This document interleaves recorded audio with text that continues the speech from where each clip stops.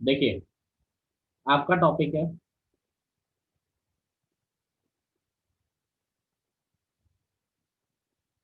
Pair of tangents. मैं आपको इसको दूसरे तरीके से करा चुका हूँ, पर चलिए टॉपिक दिया हुआ है तो मैं आपको करा देता हूँ। पेयर ऑफ टेंजेंट का मतलब क्या होता है आपका?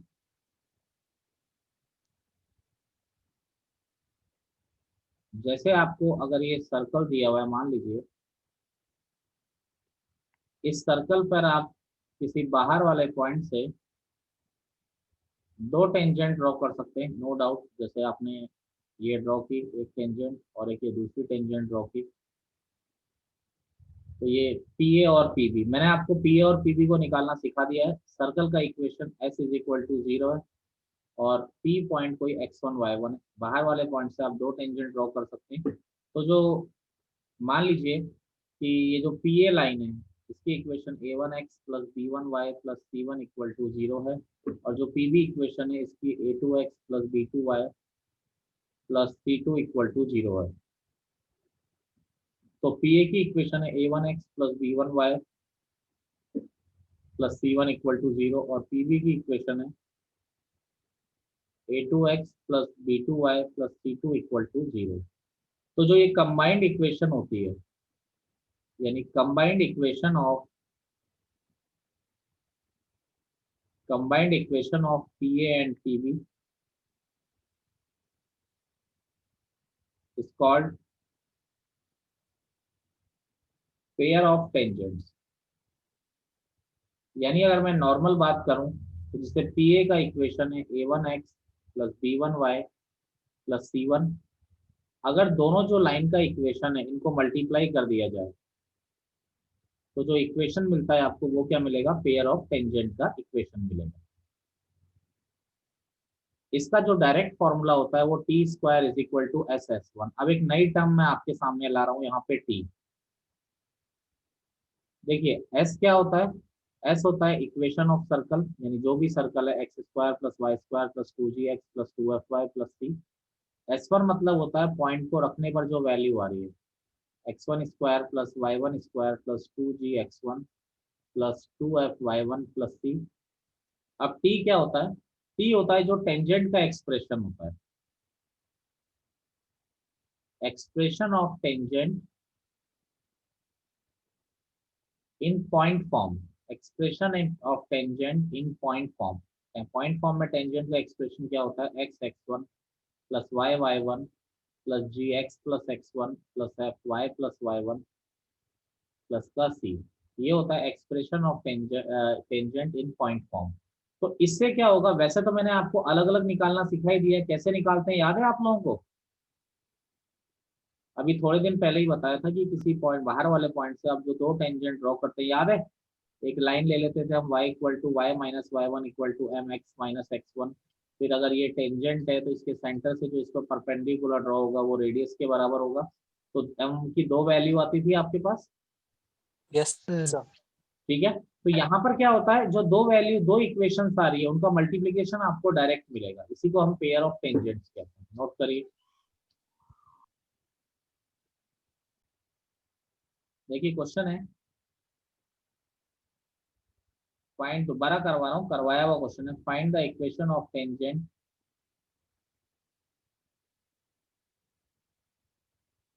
From 3, 2 to the circle x square plus y square plus two g x plus two f y plus c equal to zero. X square plus y square plus two g x plus two f y plus c equal to zero. Find the equation of tangent from 3, 2 to the circle. देखिए एक circle दे रखा है, ये point इसके बाहर लाई कर रहा है। अब 3, 2 से आप इस पर दो टेंजेंट ड्रॉ कर रहे हैं, तो एक पॉइंट बाहर ये करा दिया था मैंने थोड़े दिन पहले, कल या परसों परसों करवाया होगा। 3, 2 सर ये पॉइंट बाहर कैसे पता है हमें, क्योंकि हम वैल्यू पुट करके देखते रहे नहीं। जब क्वेश्चन वाला बोल रहा है कि, जब क्वेश्चन वाले ने बोला है आपको डायरेक्टली कि टेंजेंट जो है ड्रॉन फ्रॉम, यानी कहाँ से ड्रॉ कर रहे हैं? 3, 2 से। वैसे भी सर्कल में दिख, अच्छा ये सॉरी, जी एक्स एफ वाई नहीं रखना है मुझे, 4x plus 6y plus 8 equal to 0। पता लग ही जाएगा। सर फिर ठीक है, सर फिर ठीक है, मैं हाँ नहीं नहीं, वो मुझसे गलती हुई, सॉरी उसके लिए। अब देखिए इस सर्कल का सेंटर क्या है, सेंटर है -2 -3, और रेडियस हो जाएगी 4 प्लस 9 -8, यानी रेडियस क्या हो गई इसकी √5, इसकी क्या हो गई रेडियस हो गई। अब देखिए सेंटर से अगर ये टेंजेंट है तो इस पर जो परपेंडिकुलर ड्रॉ होगा डेफिनेटली वो रेडियस के बराबर ही आएगा हमेशा, रेडियस यानी √5। सबसे पहले आप लाइन जो ड्रॉ कर रहे हैं 3,2 से ड्रॉ कर रहे हैं, तो एक फॉर्मूला हम बेसिकली लाइन को डिफाइन करें तो equation of line passing through x1 y1, formula हम जानते हैं y minus y one is equal to m x minus x one. तो y-2 is equal to m of x-3। तो ये हो जाएगा y-2 is equal to m x minus 3m। तो ये हो जाएगा m x minus y plus 2 - 3m, m x minus y plus 2 - 3m equal to 0। अब ये लाइन अगर इसकी टेंजेंट है तो इसका मतलब सेंटर से जो इस पे परपेंडिकुलर ड्रॉ होगा किसके इक्वल होना चाहिए, रेडियस। तो सेंटर आपका -2 -3 है और रेडियस आपकी √5 है। तो अगर सेंटर से इस पे परपेंडिकुलर ड्रॉ करें तो परपेंडिकुलर हम किस तरीके से ड्रॉ कर सकते हैं, बड़ी सिंपल सी बात है, परपेंडिकुलर हम ड्रॉ कर सकते हैं। तो -2m plus 3 plus 2 - 3m upon √m² plus 1 is equal to √5। तो क्या हो गया, 5 - 5m upon √m² plus 1 is equal to √5। तो ये 5 कॉमन लिया, √m² प्लस 1 को इधर मल्टीप्लाई कर दिया। अब देखिए ये क्या हो गया, इससे √5 कैंसिल हो गया, तो दोनों साइड स्क्वायर कर दिया, तो 5 × 1 - m का whole square is equal to m² plus 1। तो 5 ये m² minus 2m plus 1 is equal to m² plus 1। तो 5m² minus 10m plus 5 is equal to m² plus 1। तो ये हो गया 4m² minus 10m plus 4 equal to 0। 2 common आके खत्म हो गया, तो 2m² minus 5m plus 2 equal to 0। Factor किए, 2m² minus 4m minus m plus 2 equal to 0। तो देखिए क्या हो जाएगा आपका, यहाँ पर हो जाएगा, ये 2m कॉमन लिया, m-2 -1 m-2 इक्वल टू 0। तो ये आ जाएगा 2m - 1 m-2 इक्वल टू 0। तो स्लोप दो आ गई, 2 और 1/2, एक 2 इसकी स्लोप हो जाएगी और 1/2 इसकी स्लोप हो जाएगी। तो लाइन का इक्वेशन क्या था हमारा, y-2 is equal to m x minus 3। एक बार m का वैल्यू अगर 2 रखते हैं तो y-2 is equal to 2 × x minus 3। तो y-2 is equal to 2x minus का 6। तो 2x minus y minus 4 equal to 0। पहली लाइन ये हो जाएगी। दूसरी लाइन क्या है, m को अगर मैं 1/2 रखता हूँ तो y-2 is equal to 1/2 x minus 3।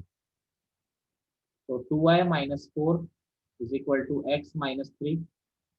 तो ये आ जाएगा x minus 2y plus 1 is equal to 0। ये आ गया दूसरी लाइन। तो वो जो फॉर्मूला दे रहा है ना आपको, वो इन दोनों का प्रोडक्ट डायरेक्टली दे रहा है, x minus 2y plus 1 into 2x minus y minus 4 equal to 0। वो इन दोनों का प्रोडक्ट ही आपको दे रहा है। यहाँ पर इससे आप अलग अलग टेंजेंट निकाल रहे हैं, वहां पर अगर आप directly t² equal to s(s1) रखेंगे तो डायरेक्टली ये आपको मिल जाएगा प्रोडक्ट जो इससे मिल रहा था।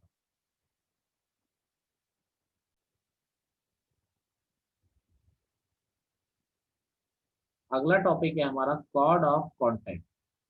ये कुछ डेफिनेशंस हैं छोटी छोटी जो हमें पता होनी चाहिए कि कॉर्ड ऑफ कॉन्टैक्ट क्या होती है। सब में सेम होगी definition, parabola, ellipse, hyperbola, formula भी सबके लिए कॉमन ही चलता है। देखिए किसी बाहर वाले पॉइंट से हम सर्कल पे दो टेंजेंट ड्रॉ कर सकते हैं, एक टेंजेंट ये है और दूसरी वाली टेंजेंट ये है। किसी बाहर वाले पॉइंट से हम सर्कल पे दो टेंजेंट ड्रॉ कर सकते हैं। अगर दोनों टेंजेंट मान लीजिए सर्कल को ए और बी पर टच कर रही हैं, तो ए और बी को अगर आपने ज्वाइन किया, जो पॉइंट ऑफ कांटेक्ट है उसको आपने ज्वाइन किया, तो पॉइंट ऑफ कांटेक्ट को जो ज्वाइन करके लाइन बनती है, पॉइंट ऑफ कांटेक्ट को जो ज्वाइन करके लाइन बनती है उसे हम कहते हैं कॉर्ड ऑफ कांटेक्ट। ये होता है आपका कॉर्ड ऑफ कांटेक्ट। मान लीजिए सर्कल का equation s is equal to 0 है, पी पॉइंट आपका x1 y1 है, तो इसका इक्वेशन ये कॉर्ड ही होती है जो दोनों पॉइंट जो टेंजेंट के पॉइंट ऑफ कांटेक्ट को ज्वाइन करके हम लोग बनाते हैं। अब इक्वेशन क्या होता है इसका, आपको याद रखना है, equation of chord of contact होता है आपका always t equal to 0। t means, t आपको मैंने बताया हमेशा expression of tangent, t means होता है एक्सप्रेशन ऑफ टेंजेंट। यानी कि अगर circle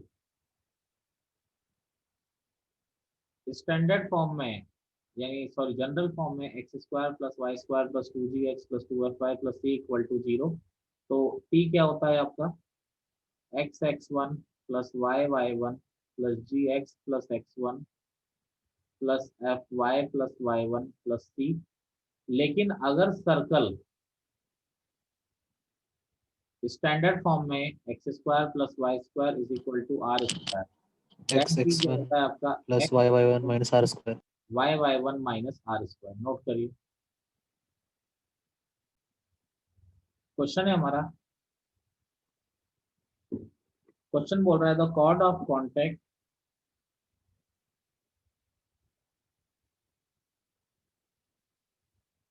the chord of contact of tangents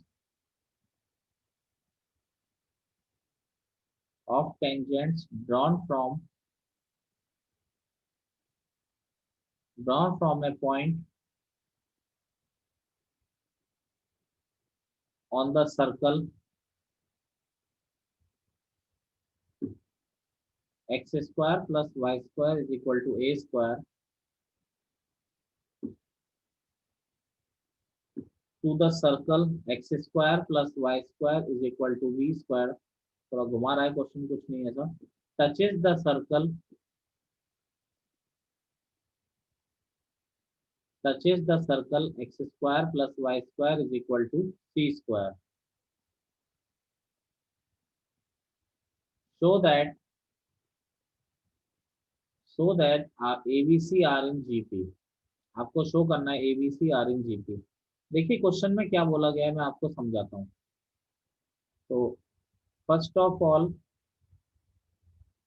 एक सर्कल ये, इसके बाद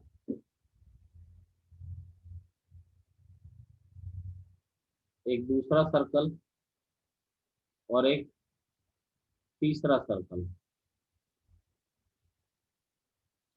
ये क्लियरली दिखाई दे रहा है कि तीनों सर्कल क्या है, कॉन्सेंट्रिक है, क्योंकि जो तीनों सर्कल दे रखे हैं उसका सेंटर सबके क्या है, 0 0 है। अब बाहर वाले सर्कल की इक्वेशन है x square plus y square is equal to a square. देखिए हो क्या रहा है, बाहर वाले सर्कल के किसी पॉइंट से, यानी जो बाहर वाला सर्कल है, मैं आपको क्वेश्चन समझा रहा हूँ, इसके किसी पॉइंट से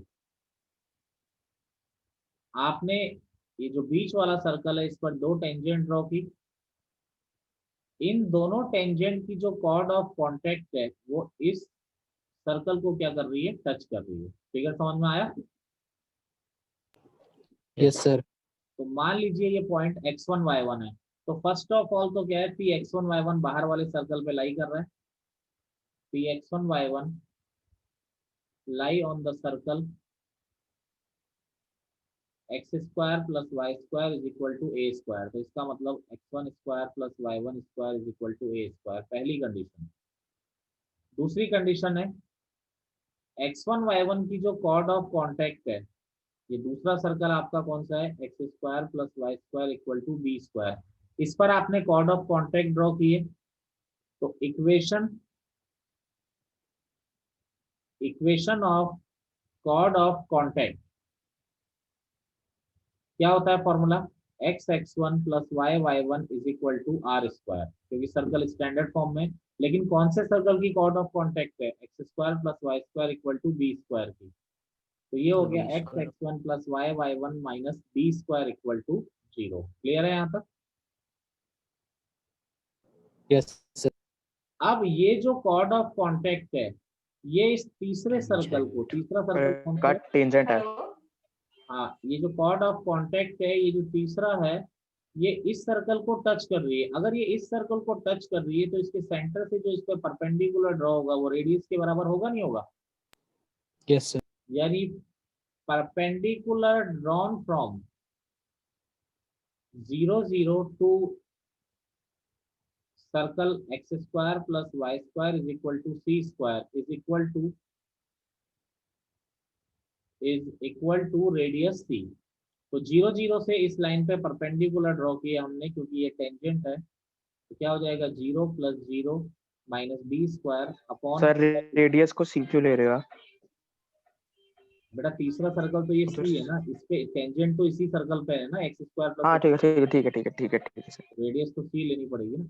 तो देखिए 0 0 minus b square upon x के कॉफिशिएंट का स्क्वायर प्लस वाई के कॉफिशिएंट का square is equal to radius c.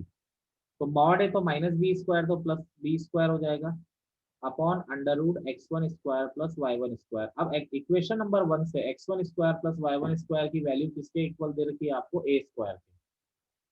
तो b square upon under root इसकी वैल्यू a स्क्वायर के इक्वल है। तो b square upon a is equal to c. तो b square is equal to क्या आ गया, ए सी। तो इसका मतलब ये जो रिलेशन होता है क्या शो करता है, A B C R in G T. यही शो करना था आपको।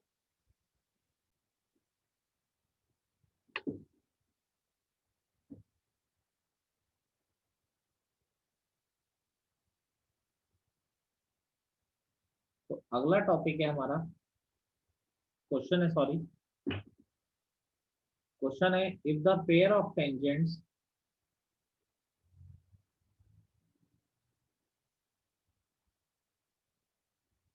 if the pair of tangents are drawn from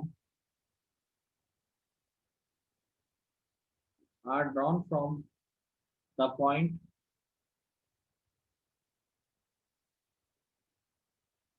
4, 5 to the circle x square plus y square minus 4x minus 2y minus 11 equal to 0, minus 4x minus 2y minus 11 equal to 0, then देखिए first 3 4 question है। Find the length of the chord of the contact, find the length of chord of contact. दूसरा है find the area of the triangle,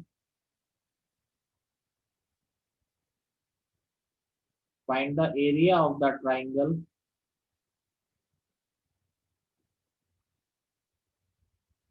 formed by pair of tangents and their chord of contact.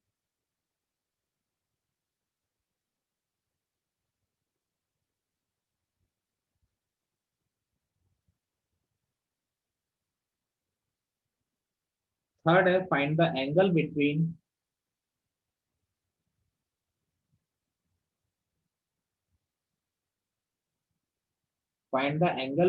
the pair of tangents।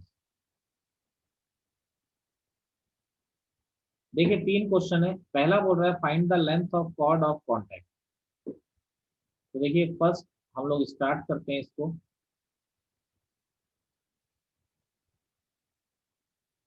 तो देखिए किसी बाहर वाले point से 4, 5 से